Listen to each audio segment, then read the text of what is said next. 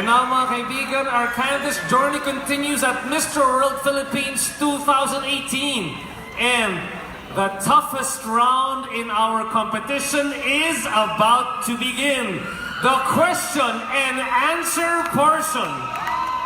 In any pageant, this portion of a pageant gives the candidate an opportunity to express themselves and to make their voices heard.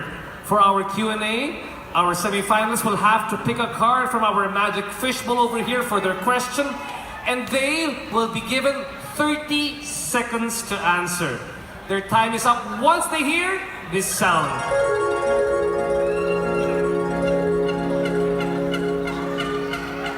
All right, so let's begin with candidate number 6. Candidate number 6, how are you? You're our first Q&A contestant for the night, so we want to make sure that you're loose, you're ready to talk. How are you feeling? Masaya po dahil nandito ang lahat ng taong sumusuporta sa akin at ang gagawin ko lamang po ay ipakilala ang aking sarili ng mula sa puso.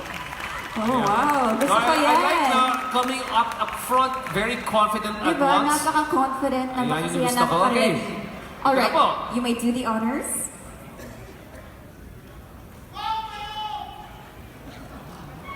Your question is, how would you describe the color red to a person who was born blind? Once again, how would you describe the color red to a person who was born blind? Ipapaliwanag ko po ang kahulugan ng kulay pula sa taong bulag sa pamamagitan ng pagpapaisip, pagpapaunawa sa kanya ng kahulugan ng katapangan. Sapagkat ang katapangan po at pagiging agresibo ay kulay pula. Ito po ay katapangang ipaglaban kung ano ang tama at makabuluhan sa buhay na ito para po sa kanyang mga mahal sa buhay at para po sa sangkatauhan. Yun lamang po, maraming salamat. Ang husay naman! Iboto sa 2019 mga kaibigan. Maraming salamat. Candidate number 6. Maraming salamat, candidate number 6. And I loved how he used our national language. And what a great way to begin the tone for all the different Q&As here this evening. Yes, definitely. So let's call on our next candidate, candidate number 8. It's your turn. Candidate number 8, are you ready to have your voice heard? Do the honors.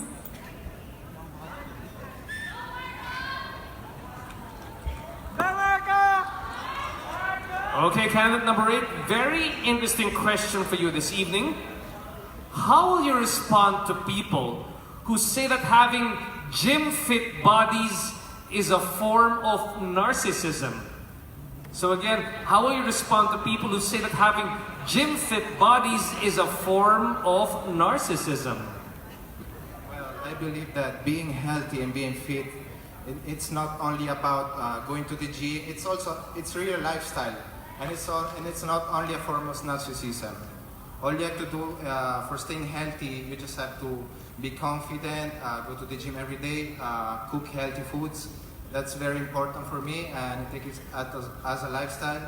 And that's why I'm also into sports, and I believe that sports, it's a good advocacy for the kids. Well, thank you so much. A great way to connect everything. Great insight. Moving back again to sports, his first love. Congratulations once again, candidate number 8. And I love that, because Mr. World Philippines is not just about vanity, it's not about how you look, but it's about staying healthy and being an inspiration to Filipinos all across the globe. And giving back to the community as well. Yes, definitely. All right, moving on, we have candidate number 1. Number 7, excuse me, candidate number 7. Okay. Let's see if this is lucky candidate number 7.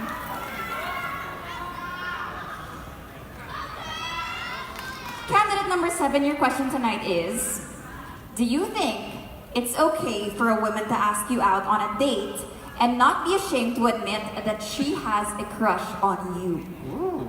Once again, do you think it's okay for a woman to ask you out on a date and someone who's not afraid to admit that she has the crush on you? I think that is okay for me because I encountered that a lot in my life. And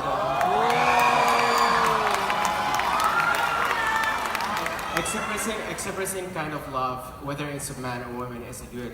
So the other partner will know that your feelings, you know that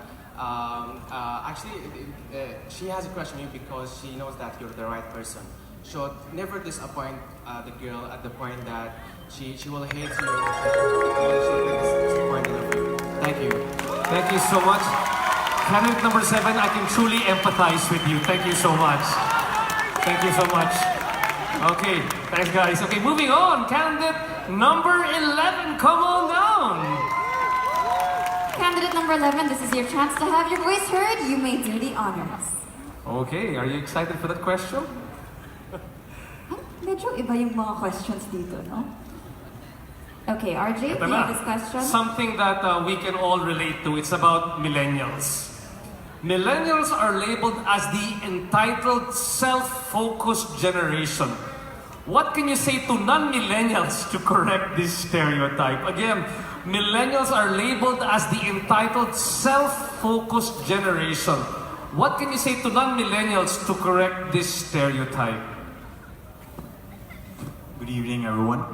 What I would say to non-millennials is that they should understand, because this is the new generation. We are just embracing what we have now. Maybe they can advise us on how to use it effectively rather than being disconnected to the community. But I see no bad thing about being focused on ourselves, because we need that to be better. Thank you. Congratulations, candidate number 11. Thank you so much, candidate number 11. I learned so much from a feeling millennial to a millennial. Now I get a better appreciation of Medyo where may they're coming nakahugot yung mga from. tanongs dito, no? Okay, moving on, we have candidate number 9.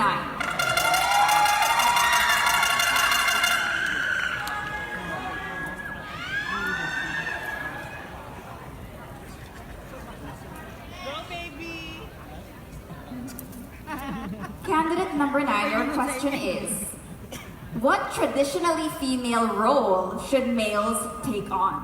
Once again, what traditionally female role can men take on? For me, I think since we're joining the pageantry, I think it's very important that we should take on the cooking part.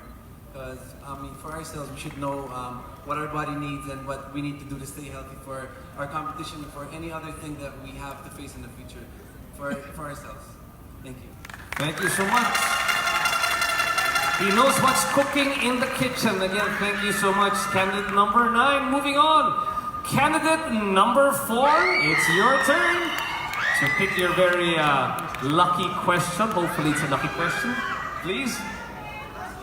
You may hand it to RJ. Okay.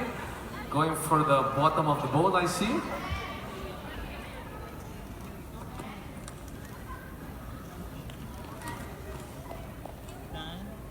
Aha, okay.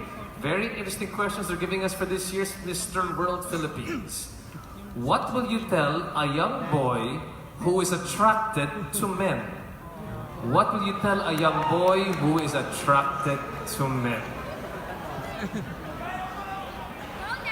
First of all, I would like to start off by saying that the LGBT community holds a very special place in my heart.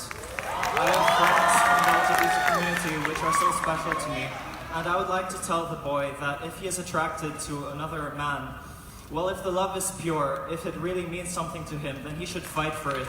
Because in the eyes of God, we are all equal, and we should see them too. Thank you very much. Great answer number 4. Preaching to the converted over here tonight at Mr. World Philippines in the crowd. Our audience truly loving that answer. All right. Now for candidate number 14. Second to the last contender for the night.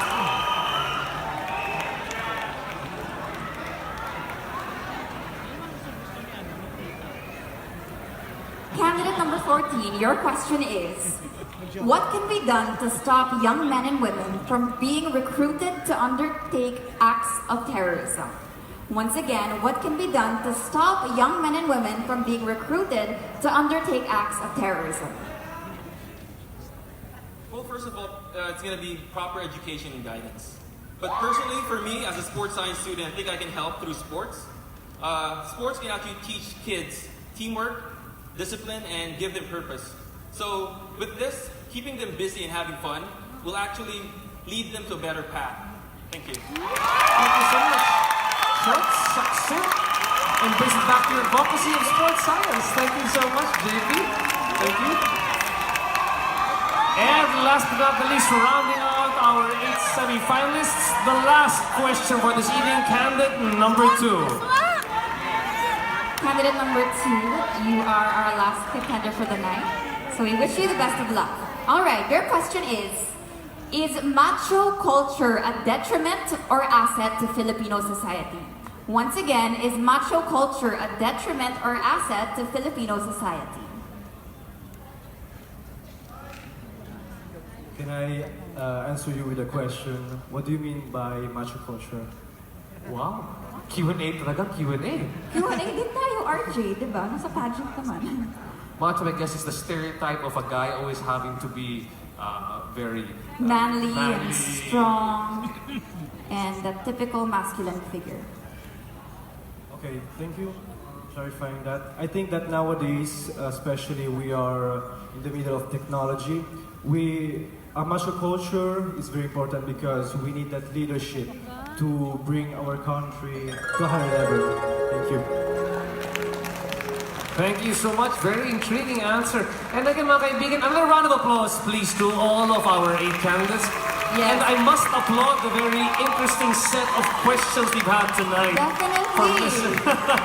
It's different from other pageants, and we're very proud of our contestants for being here in front of all of you and spreading their opinions and voices to the world. That's right. So Philippines, you have heard from your top 8.